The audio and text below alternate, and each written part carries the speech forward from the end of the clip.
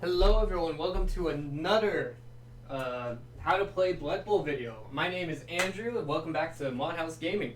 And yeah, we're going to talk about passing today. So, passing is basically you want to throw the ball to someone else. Easy peasy, right? Not really. There's a lot of steps to passing in Blood Bowl, and we just want to cover everything that you need to know when you're passing. Of course, there are many types of passing. There is handoffs, passes, and there's different types of passes. Throw teammate and kick teammate. But throw teammate and kick teammate, we're going to do it in a separate video because it is its own thing. So we will cover that again in the next video. However, passes, there is quick pass, short pass, long pass, and long bomb.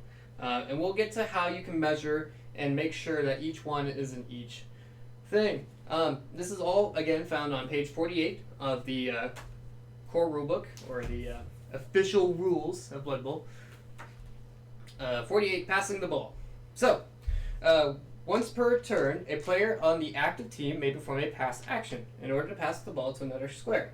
This includes, once per turn, you may also do a hand off. So we're going to cover hand off real quick because it's pretty simple. Hand off action is not a pass action, and there's not tests required to perform the action itself, and even a player with a PA of nothing may perform a handoff action. The player performing the action simply needs to be in possession of the ball. So let's say the thrower has the ball. That would be this guy, has the ball. And the player receiving the ball, however, must be next to him in an adjacent square. And they must attest their agility to catch it. Described above. Catching the ball, you must test against their agility. For example, if I wanted to hand off to this lineman to go run for a touchdown, it is a 3-up for the lineman. An agility test, AG, on your team draft list. Remember, agility is a very important stat when it comes to doing stuff with the ball. So agility, catch said ball, he makes it, and he goes off, right? That's it. You don't have to roll for a PA, you don't have to roll anything like that. That is doing that. Let's talk about catching the ball, though. There are some things that can happen when someone wants to catch the ball. For example,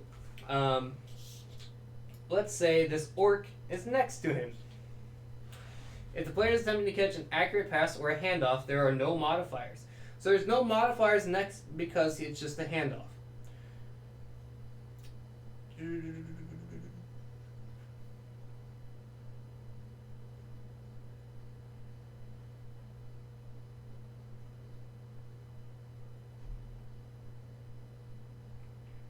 So yeah, it's just a handoff.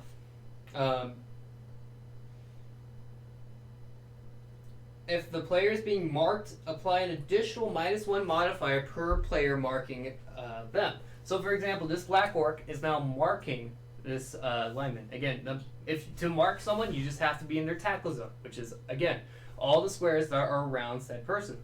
So the black orc could be here, he could be here if he wanted, he could be there, he could be over here, he could be here. As long as he's marking him, he's providing that -1. So his 3-up would become a 4-up to catch. Simple, easy, there you go. Now, that's how handoffs work. You just resolve the catch part of a pass. So, let's go ahead and do a pass action. Let's say this thrower wants to throw the ball to this blitzer. Okay? There's a lot of things we got to make sure. First up, we must measure, range, and declare target square. The range ruler is used to measure the range to any possible target squares before the target square is chosen and declared. Basically, you take this giant range ruler and you kind of put it where the guy is, and you check to see how many ticks on the ball marker here is how many is what it is. So, for example, this one, it is a quick pass because it has 2, or I mean a short pass because it has 2. That's 1 mark, it's a quick pass, 2 marks, short pass, 3 marks, long pass, 4 marks, long bomb. And the easy way to do that, if you don't have a range ruler, then you can do it by how many squares it's going. For a quick pass, it is up to 3 squares from said player. So for him, it's 1, 2, 3. Any instance of 3 is a quick pass. However, when it's going from a diagonal state, it goes 1, 2. So make sure you remember that. If it's going diagonal, it goes down by 1. Okay, so you can only pass to here. But you can pass here. You can pass 3 up here. But then if you go diagonal, it goes to 2. Okay? So want to make sure that's clear. And it's always like that when you're going diagonal. And then it's just the next 2. And then the next 3, and then a 2. So it's really confusing at first. But I swear it gets easier as it goes on. There is a little table on page 48 that you can follow, and you can count the squares, whichever way is easiest for you. There you go. But I made this a little easy. I made it a straight line. Let's make it a little difficult. Let's make the blitzer go there. Okay? So, we draw a line from thrower to blitzer. There is kind of a goblin in the way, so he will interfere with the pass. We'll get to that later. So, we're going to count the squares. 1, 2, 3, 4, 5, 6. He is 6 squares away. And if we look at our table, it is a short pass. So, for a quick pass, it's 3 squares away. Short pass, 6 squares. Long pass, 10 squares. And long bomb, 13 squares. Okay? That is the maxes. So that means, again, from 1 to 3 squares, it's a quick pass. From 4 to 6 squares, it's a short pass. From 7 to 10 squares, it's a long pass. And from 11 to 13 squares, it's a long bomb. Okay. So, after you've measured correctly in which one it is, for us it's a short pass, we're going to test for accuracy. The coach of the player performing the action rolls a d6 to determine the accuracy of the pass. So this is where you do your pass ability. This is where you look at your team draft list and you go over, and it's next to AG, agility, and AV, armor value. It's in between. It's called PA, passing ability. Okay?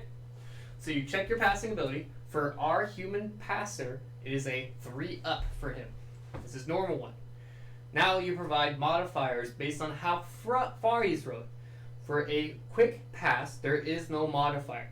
So remember, 1 to 3 squares, no modifiers. For a short pass, which we have here, it is 4 to 6 squares. It is a -1 modifier. So now his passing ability becomes a 4 or higher. A long pass is -2, and a long bomb is -3.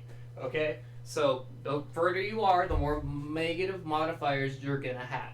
Now, in our scenario, we also are marked by a black orc here. Okay? If the thrower is marked, the accuracy of the pass is lowered again by another modifier, -1. So now it's -2 for us. -1 for having to throw a short pass, and -1 for a guy being marked. So that goes 3 up, 4 up, 5 up. Now he is at a 5 or higher. So let's see if he can do it. Nope, he got a 3. That sucks. So if he fails the pass, there's a bunch of things that happen. Let's say he rolls a 6. Okay? He rolls 6. Passing ability test is passed, or if the roll is a natural 6, is accurate and the ball will land in the target square. So we declared this was the target square, he's going to land here. Okay? That's what happens on an accurate pass. And we will continue from the accurate pass later. So let's see what happens if it was an inaccurate pass. Let's say we got a 2. The passing ability test has failed. Pass is inaccurate and the ball will scatter from target square before landing. So you just scatter it on a d8. Let's say it's 1, so it goes down. It just he threw it a little too short there. That's just how that happens. Okay, next. A wildly inaccurate pass. If when making the pass ability test the dice roll is a 1, modifiers have been applied, the ball will deviate from the square occupied by the player performing the pass action before landing. So yeah, let's say we rolled a 2, and it went down to 1 now. It's going to deviate, which means a d8, d6 from the target square. Let's say it went 1 in direction 3. Now it goes here. Okay? It was going to go here, but now it goes here because we deviated the ball. We rolled a d8, d6. Okay. That's that. fumbling a pass, there's always a chance something will go horribly wrong. If you roll a natural one, a 1 on the dice roll, a kaboom, right? You roll a 1, it's bad. When making the passability test natural 1, the pass has been fumbled. The player has a PA of negative, the pass is automatically fumbled. When a pass is fumbled, the activation of the player performing it ends, the ball is dropped, bouncing from the square, and a turnover is caused. So you do a D8 from where the thrower is, I would say 7, and he bounces there. Okay? You scatter it from the thrower. That makes sense. Okay, now let's go back to say, hey, it was accurate, he passed it, he wanted to throw it to this guy, it's going to land there. Well, now we have to see if it's passing interference. A single player from the opposing team may be able to attempt to interfere with the pass, hoping to deflect the pass, or in some rare cases, intercept the pass. Place a range marker so that the circle at the end of the player performing the pass action positioned over the end. If it covers any base, like this, if it covers any base, which it does, this player can now try to interfere with the pass. So, attempting to interfere. If the player is interfering with an accurate pass, which it is, be a -3. If he's interfering with an inaccurate pass, -2. Interfering with a wildly inaccurate, -1. Apply an additional -1 modifier if the player is being marked. So, let's say this goblin's trying to interfere with this pass. It is an accurate pass. He needs a 6 because he tests his agility to catch the ball himself. But you apply the negative modifiers. Again, if it's an accurate pass, -3. If it's an inaccurate pass, -2. If it's a wildly inaccurate pass, it's -1. And if he's being marked, let's say the lineman was next to him, it's also an additional -1. Just make sure you're doing your negative modifiers for your passes. Yeah.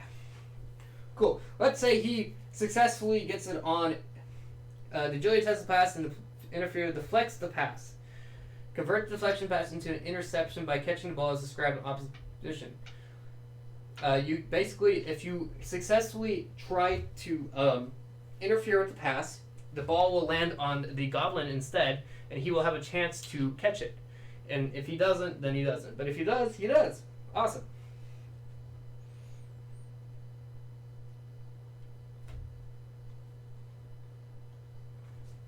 Now, cool thing about this. Let's say the goblin tried to catch it. If he does get it, it's an interception and a turnover is caused, yes? Now let's say the goblin failed his agility test and it bounced into the square of the lineman. And a lineman successfully got the agility test and caught the ball, right? That means there is no turnover caused because technically the player who threw the ball threw it to a teammate because a teammate caught the ball. No turnover. If the ball doesn't touch the ground, there is no turnover. Now, that does not mean when you get knocked down and some other guy picks up the ball on your team, it's not a turnover. All right? That is not how that works. Only during passes and interference does this rule apply. Okay? Now, let's say the pass was successful. Now you have to catch the ball, just like we did with the handoff. You follow the same thing. All those same rules. Now, let's say at any time the thrower missed it so bad it went outside. It missed the guy so bad it went into the crowd. Well, the crowd is now going to have to throw it in. So we're going to actually cover throw-ins in this video as well. Throw-ins are basically wherever this target square was, he bounced out, so you would go one square over, right? You put this thing, this little head thing, and you roll a d6. So we go d6.